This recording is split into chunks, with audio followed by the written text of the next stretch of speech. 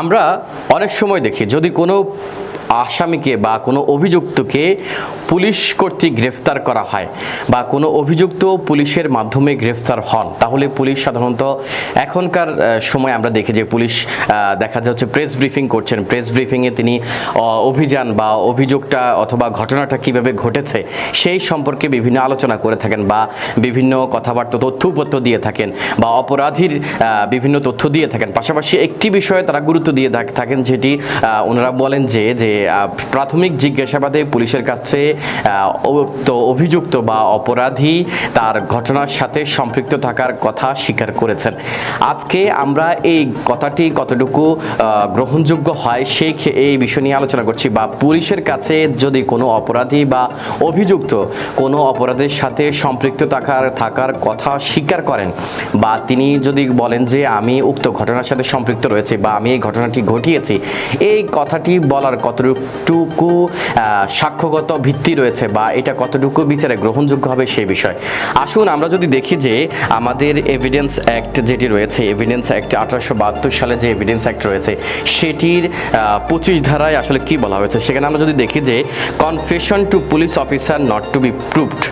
No confession made to a police officer shall be proved as against a person accused of any offence. এখানে যেটি বলা হয়েছে যে যদি কোনো ব্যক্তি বা কোনো অভিযুক্ত ব্যক্তি অপরাধের সাথে সম্পৃক্ত থাকার কথা বা কোনো একটি অপরাধের সাথে সম্পৃক্ত থাকার কোনো একটি হিন্টস পুলিশ অফিসারের কাছে দেন বা তিনি যদি কোনোভাবে পুলিশের কাছে কনফেশনাল স্টেটমেন্ট দেন বা স্বীকারোক্তিমূলক জবানবন্দি দেন, তাহলে এটি সাক্ষ্যগত কোনো ভিত্তি নাই, সাক্ষ্যগত কোনো মূল্য নেই এবং এইটাকে বিচারে কোনোভাবে প্রমাণ করা যাবে না। সুতরাং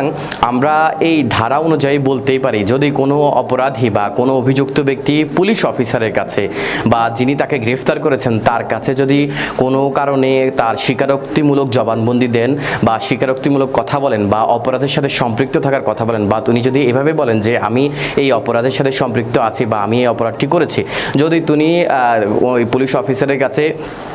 তার অপরাধের সাথে সম্পৃক্ত থাকার কোনো কথা বলে থাকেন, তাহলে সেটির কোনো আইনগত ভিত্তি নেই সাক্ষ্য আইন 1872 সালের 25 ধারা অনুযায়ী। সুতরাং 25 ধারা অনুযায়ী এই পুলিশ অফিসারের কাছে দেয়া স্বীকৃতি কোনোভাবেই অপরাধের সম্পৃক্ততার ক্ষেত্রে এই অপরাধীর বিরুদ্ধে সাক্ষ্য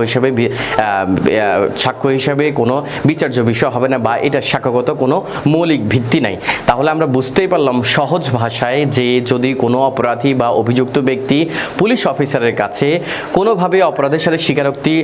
দেয়, অপরাধের সাথে সম্পৃক্ত থাকার কোনো কথা বলে বা কোনোভাবে পুলিশ অফিসারের কাছে কনফেশনাল স্টেটমেন্ট দেয়, তাহলে সেটির কোনো সাক্ষ্যগত ভিত্তি নাই। অবশ্যই কনফেশনাল স্টেটমেন্ট অবশ্যই ম্যাজিস্ট্রেটের কাছে দিতে হবে। সুতরাং পুলিশ অফিসারের কাছে দেয়া কোনো তথ্য উপাত্ত বা আমাদের পুলিশ অফিসাররা যারা বলে থাকেন যে প্রাথমিক জিজ্ঞাসাবাদে তিনি ঘটনার সাথে সম্পৃক্ত থাকার কথা স্বীকার করেছেন, এই কথাটির কোনো আইনগত ভিত্তি নেই এবং এই কথাটি ওই অপরাধীর বিরুদ্ধে বা ওই অভিযুক্তের বিরুদ্ধে বা ওই আসামির বিরুদ্ধে বিচারের ক্ষেত্রে কোনোভাবে সাক্ষ্যগত ভিত্তি হিসেবে ব্যবহার করা যাবে না। আশা করছি বুঝতে পেরেছি।